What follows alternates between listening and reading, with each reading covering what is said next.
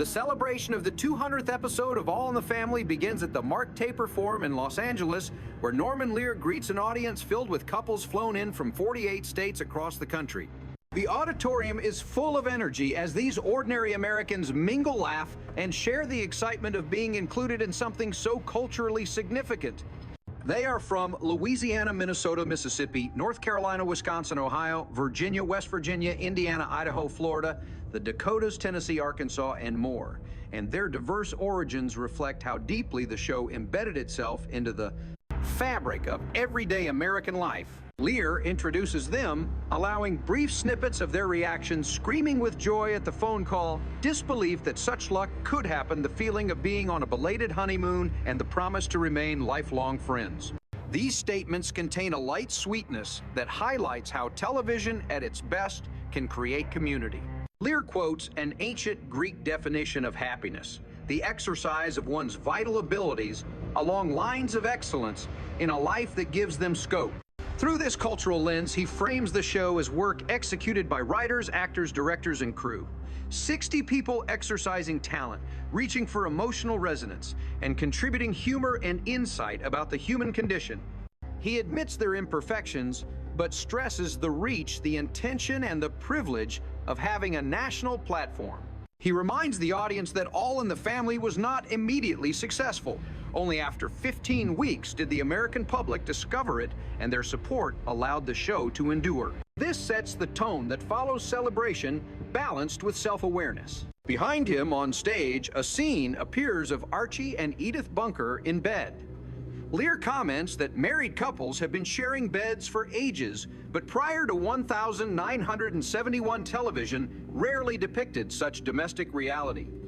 All in the Family broke that televised convention by acknowledging normal adult intimacy. One of the show's strengths has always been its courage in displaying the mundane honesty of life. In the scene, Edith sings loudly as Archie tries to settle himself, comically revealing frustration, but also deep affection. Their interaction highlights a thread that runs through the entire series, the razor-thin edge between laughter and tears. Humans are fragile, foolish, emotional, and humorous, even in suffering. That constant overlap was the tonal heartbeat of the show.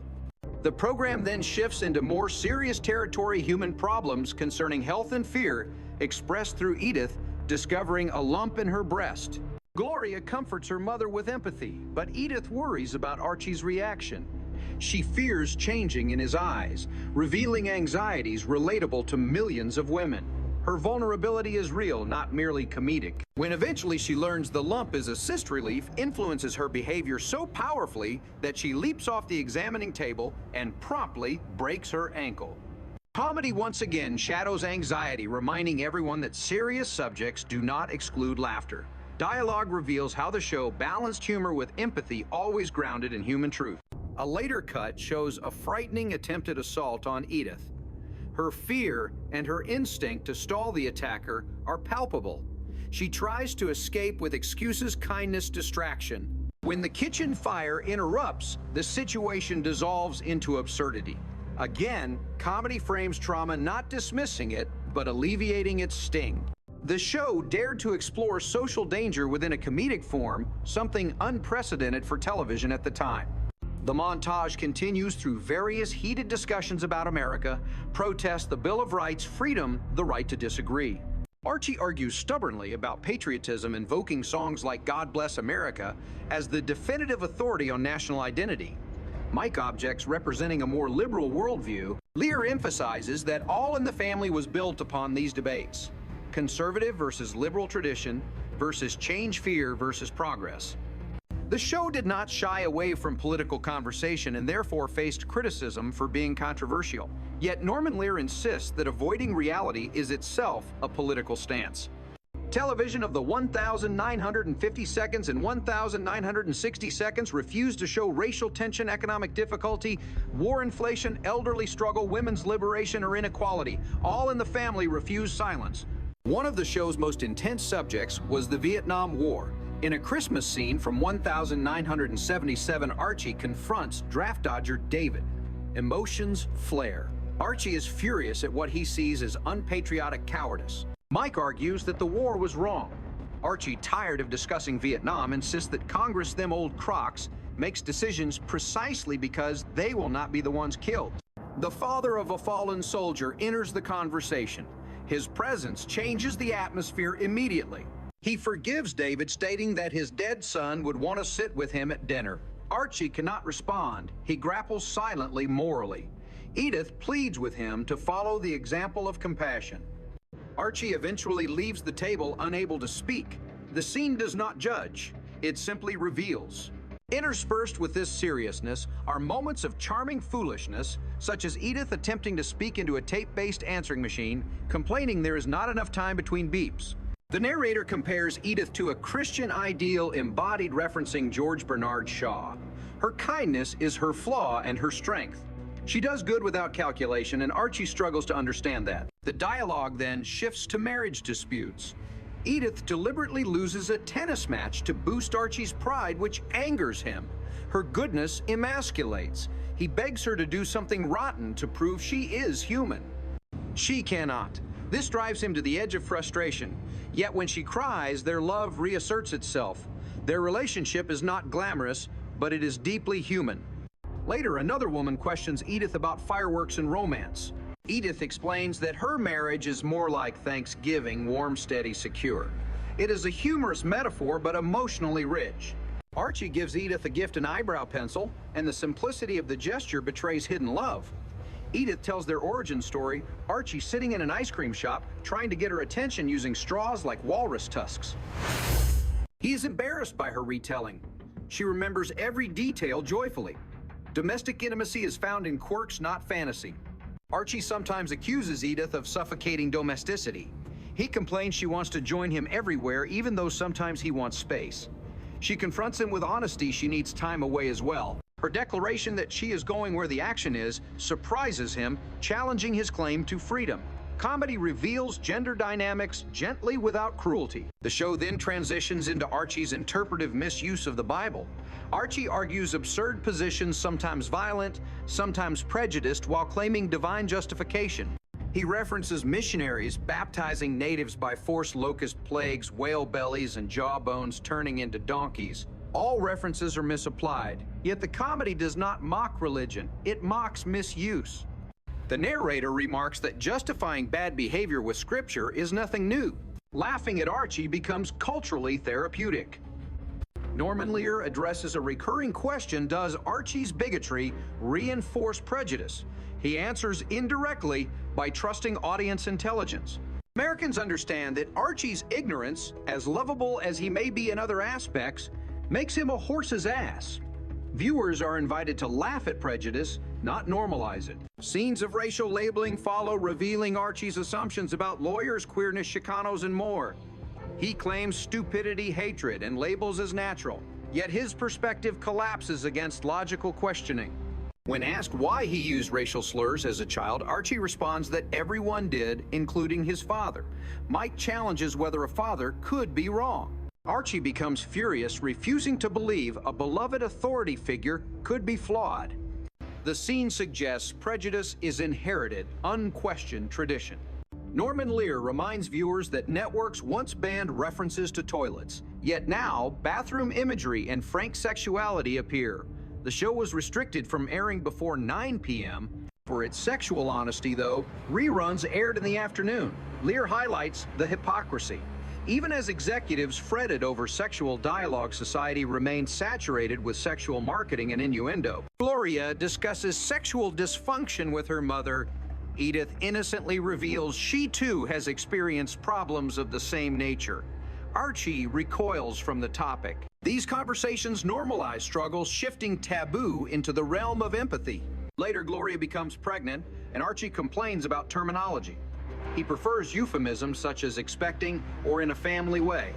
The generational comedic disconnect exposes shifting social vocabulary. The scene about male contraceptives turns gender politics into farce. Gloria is done with IUDs and pills, demanding Michael undergo a vasectomy. Archie panics, arguing absurd biological logic about parts, and what needs protecting. Another montage shows Gloria returning from work exhausted by harassment-crowded buses and impatient customers. Archie insists families should not dump their problems into the home.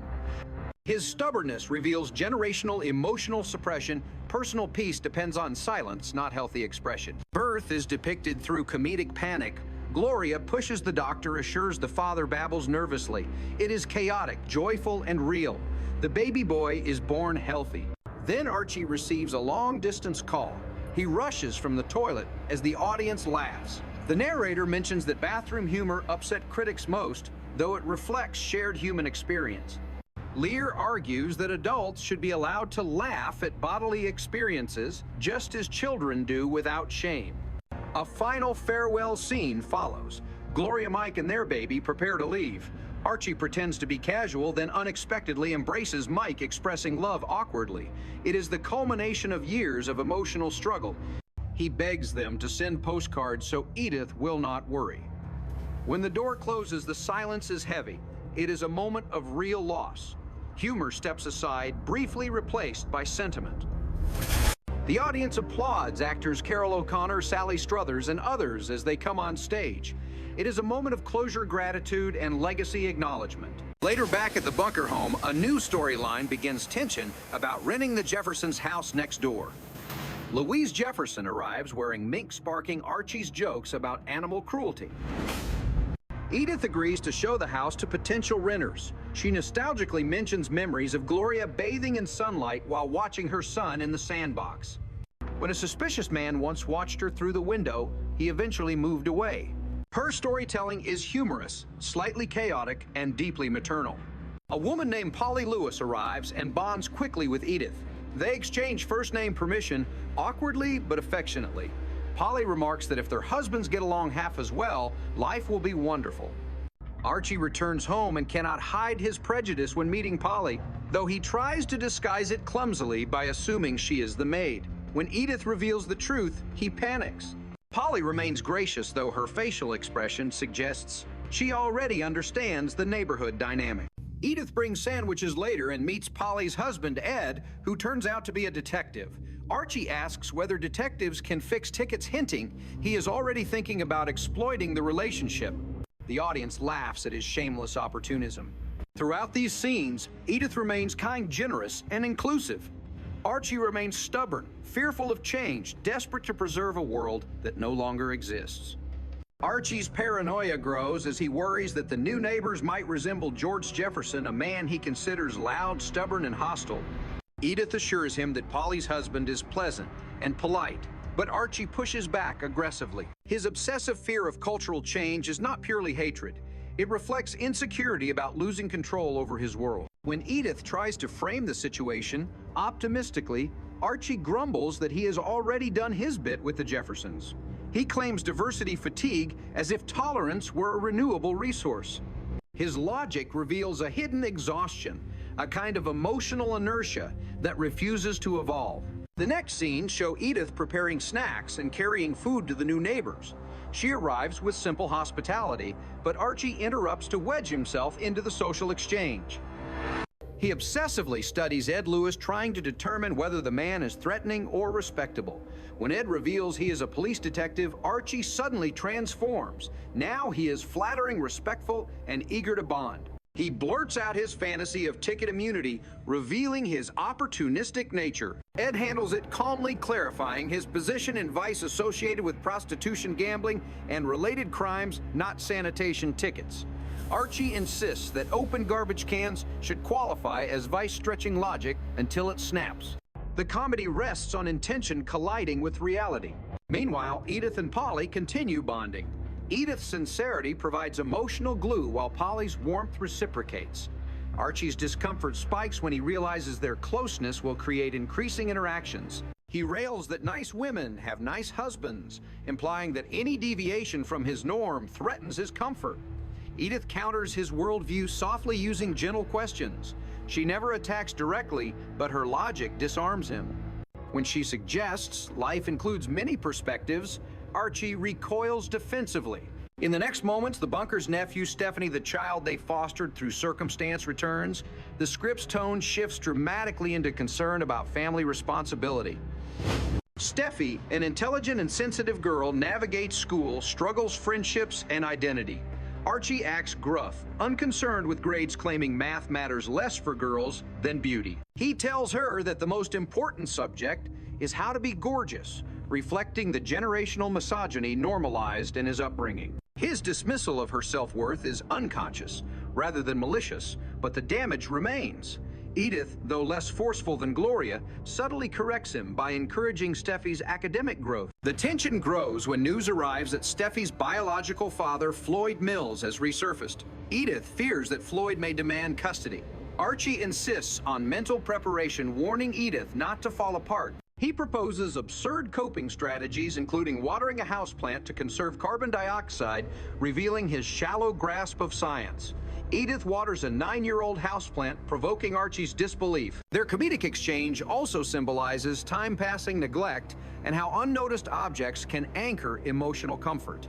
The pair debate Steffi's fate. Archie suggests offering the child back to Floyd, immediately believing emotional distance prevents pain.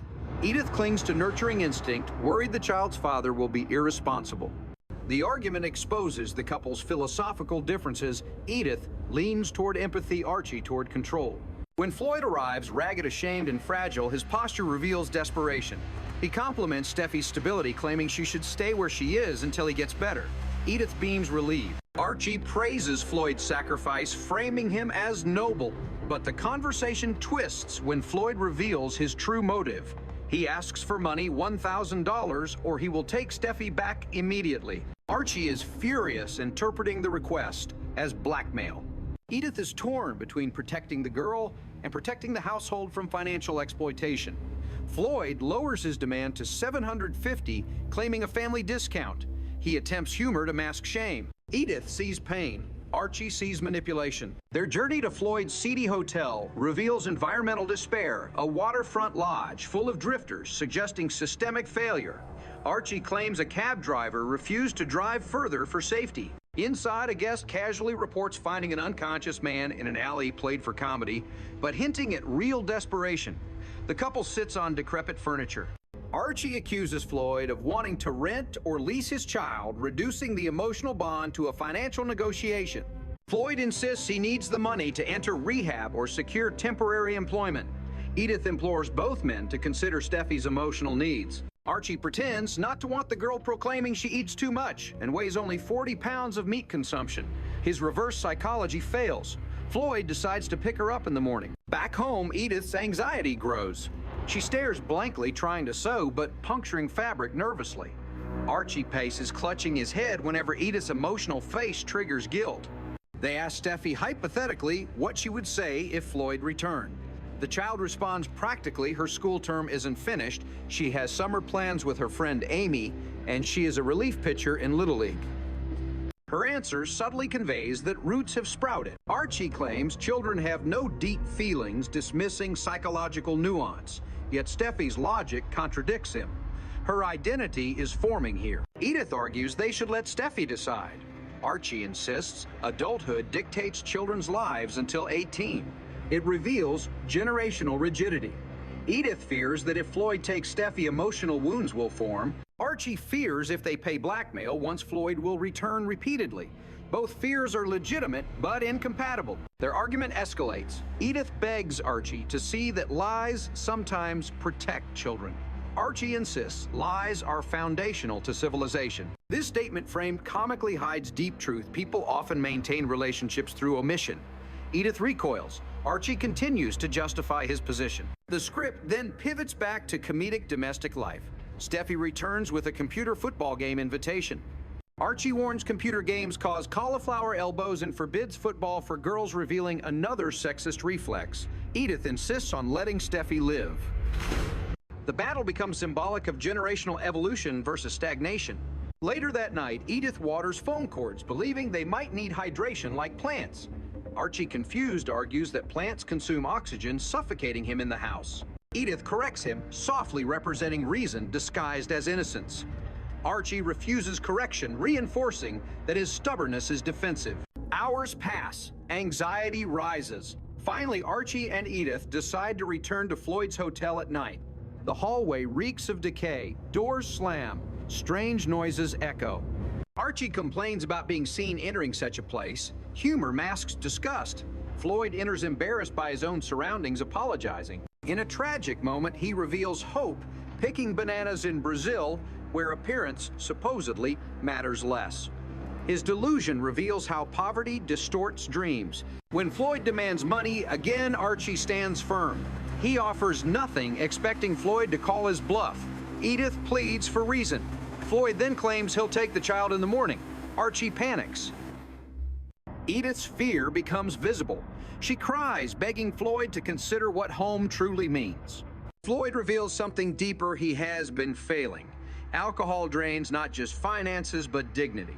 He confesses he cannot be a stable parent, acknowledging that Archie, despite flaws, provides safety. He hands over responsibility without pride. Archie reluctantly accepts showing affection disguised as annoyance. Their relationship ends not with victory, but reluctant compassion. The narrative transitions back to the bunker home, returning to earlier comedic balance. Domestic rhythms resume. Archie complains his tie smells like booze after visiting Floyd. Edith resumes watering plants, ignoring his irritation. Steffi returns home excited, talking about school toys and friends, unaware of how close she came to losing stability. Archie overhears neighbors gossiping about the Jefferson house rental. Edith reports Polly's kindness. Archie claims he never said Polly wasn't nice.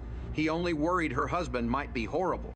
The contradiction highlights how prejudice evolves when confronted with evidence. Archie then surprisingly admits relief that Polly's husband is a police detective, as if law enforcement justifies belonging. Yet the hypocrisy remains. He was terrified of police involvement moments earlier. The return of Polly and Ed now moved in cements the new neighborhood dynamic. They share sandwiches, coffee, and laughter. Edith accidentally spills details about Steffi's biological father. Archie tries to hide emotional vulnerability by complaining about food quality. Polly reassures him gently. Ed expresses interest in helping Steffi thrive, academically surprising Archie. Slowly, Archie warms not because of logic, but because respect was shown. Steffi's presence softens the household further. As she completes homework, Edith helps patiently. Archie grumbles but concedes. When Steffi reveals she struggles with arithmetic, Archie offers nonsensical advice about A and B, racing, asserting that B will never catch A because as a child he solved that problem the same way. Steffi smiles, politely showing she understands more than she lets on. Meanwhile, Edith and Polly deepen their friendship. They talk about decades of marriage, raising children, and quiet sacrifices. Polly shares how cities can make one forget simple joys. Edith exposes private fears about losing her daughter and grandson. They bond through vulnerability. Night falls again. Archie sits in his chair, reflecting. Without words, he realizes life has changed. Gloria gone, Mike gone, new people arrived. Steffi asleep upstairs. He hugs Edith half-heartedly, pretending fatigue. Edith smiles knowingly.